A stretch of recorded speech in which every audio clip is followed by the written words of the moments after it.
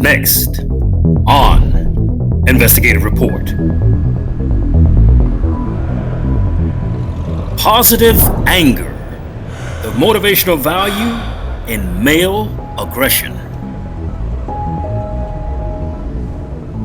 Since the early 1970s, there has been a private and governmental push to soften the image of the U.S. male. A push to mold him into a twisted amalgamation of something more palatable to his female counterpart. He has been re-engineered as someone not to fear, while the same effort, ironically, pushes the notion that women are completely fearless. But suppressing natural male's tendency to show aggression or express positive male anger has birthed the exact opposite of its intentions. Forcing femininity on the backs of men have caused males to act out in school, lash out in public fights, and become active shooters in some of the most safest places in America. Yes, 3 generations of males suppressing their natural tendencies has made the American man even more aggressive than once believed. In this investigative report, we asked the question, if anger is wrong in men, then why does the government of all defensive nations use anger as a tactic to hone the latent talents of men through basic training?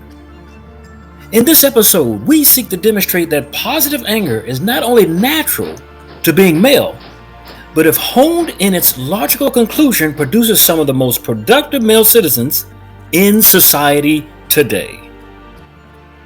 Without this positive anger, you have depression in men, loss of testosterone in men, and a checking out of society when we need them the most.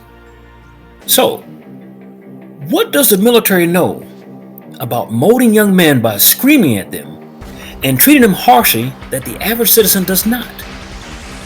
More to the point, why does a government that pretends to feminize men to benefit the other half of the population continue to train men in an angered fashion if positive anger does not work? Let's look at what 247 years of the U.S. Army has taught us is that if a young man leaves home without discipline, is to give him that discipline until he can self-discipline himself. This leads us to the first part of the report, and that being, why are boys failing miserably in school from homes that lack fathers but have mothers with successful careers? Now, this new phenomenon where boys fail in every possible way under the leadership of a caring mother is a 2-part answer. 1, it is because once a mother struggles to get her education and career, she does not want to see her children struggle for life. For this reason, mothers want their children to have the freedom that they never had. They do not push their children if they think it will hurt them. Mothers restrain and use discipline to correct their sons, and sons resist being disciplined by their mothers. On the other hand, fathers in the home have little holdback with correcting their sons. Fathers who love their children correct them to prevent them from following and failing in the same traps they did. Fathers use discipline until their children learn to self-discipline themselves. A father is the first experience of positive male anger used as a motivational value as long as it is not in an abuse case. A father wants his children to climb higher than himself, not equal or less. Now, unlike the mother, a father still pushes his children beyond their limits and far beyond his own achievements. His love for them is not enough to make him stop insisting that they become better than he can ever have been. In fact, a young man's youthful anger of his father will drive him far from home to show his father up and ultimately achieve success. But success is fleeting in the single mother homes for males where only 9% of homes were led by single mothers in 1960. Now, today's climate, more than 19 million homes are led by single mothers, amounting to 25% of all children in the U.S. Single mothers are much more likely to be poor than married couples. The poverty rate for single mother families in 2020 was 23.4%, nearly 5 times more than that of 4.7% for married couple families. Now, among children living with mothers only, 38.1% lived in poverty. Now, when it comes to race and success, the numbers don't lie. Let's see what race has the highest single-parent rate.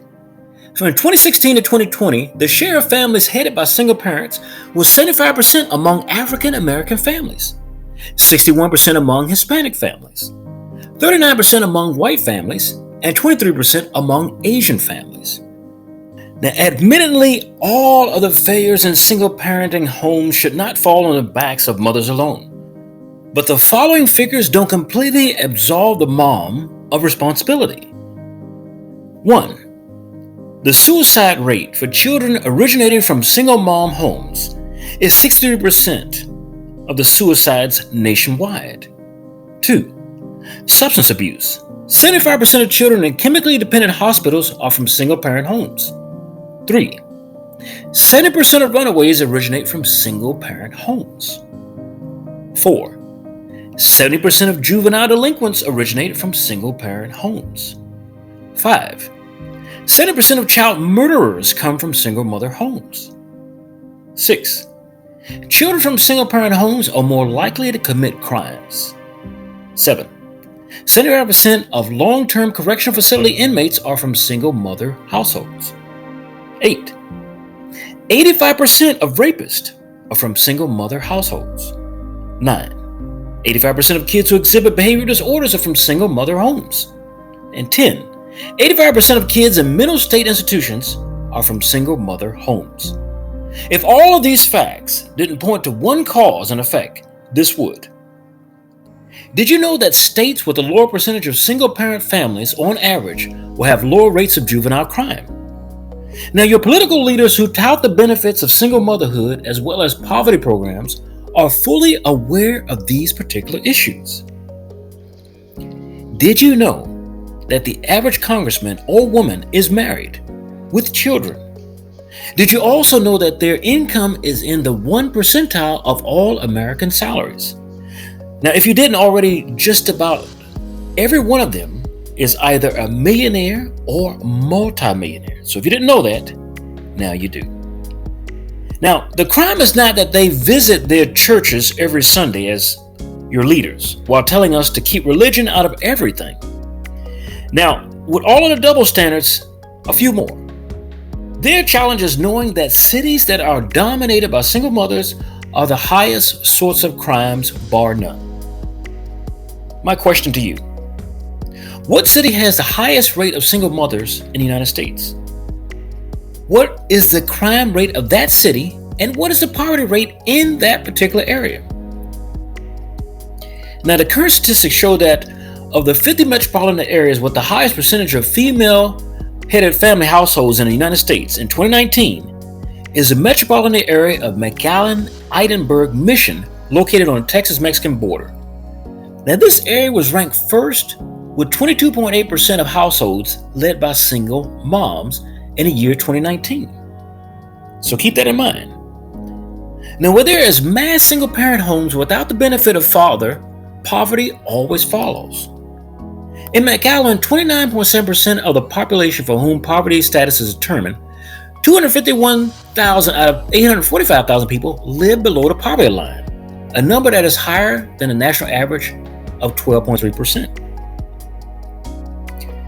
The crime rate in McAllen is considered higher than the national average across all communities in America, from the largest to the smallest.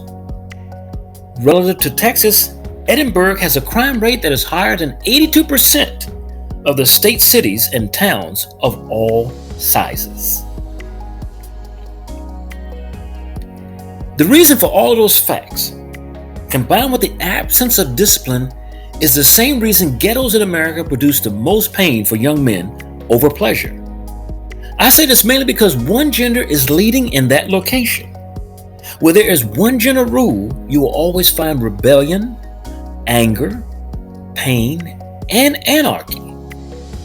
Now, the two genders represent two distinctive natural characteristic traits, in the raising of a boy to a man that are only enhanced by being together. Those character traits are justice and mercy. Just like the statue, justice and mercy. Now, justice is more of a male trait with discipline and correction. Mercy is more of a feminine trait with forgiveness and leniency. But the ghetto being led by mercy alone causes male children to rise up and exercise a negative form of justice that embodies their nature to rule that community in the presence of women who should be in charge. So the males are rising up as justice to run a mercy community. Now, just because mercy raises a boy to be a man does not mean he will become merciful. In effect, love and waywardness without correction leads to maximum anger. Now, what about on the male side of justice? Is there any wrong in just being around justice? Well, if we go to a known location where there is nothing but men that are led by justice alone, we will find anger, hate, death, and anarchy as well. This in America will be called a men's penitentiary or jail. Too much justice in one location without the benefit of mercy leads to the same as too much mercy without justice. As a man, I would suggest to other men to stop apologizing for being born male. Your chemical makeup is no more a crime than a woman's. If you do not believe that positive male anger leads to something better than a malaise out of life, then why do men use it to motivate themselves? One does not have to be in the military to be mad enough at self to stop tolerating subpar behavior and change one's life. This embodies the theory of positive male anger. Men use anger to complete grueling road marches. They use anger to work on construction jobs or road work where there's temperatures in excess of 100 degrees without as much as a thank you from the general public. Males use positive male anger to stop using drugs, alcohol, and the like. You see, it is easy to be mad at someone else, but it's difficult to be mad at self and make a change from that anger. Anger directed inward can be a positive as much as anger directed outward to hurt people is a negative. Now, the only problem with a child from a single mother's home is that he is directing his misplaced anger at the world instead of using it to hone his skills and to bring him the dreams he always desired.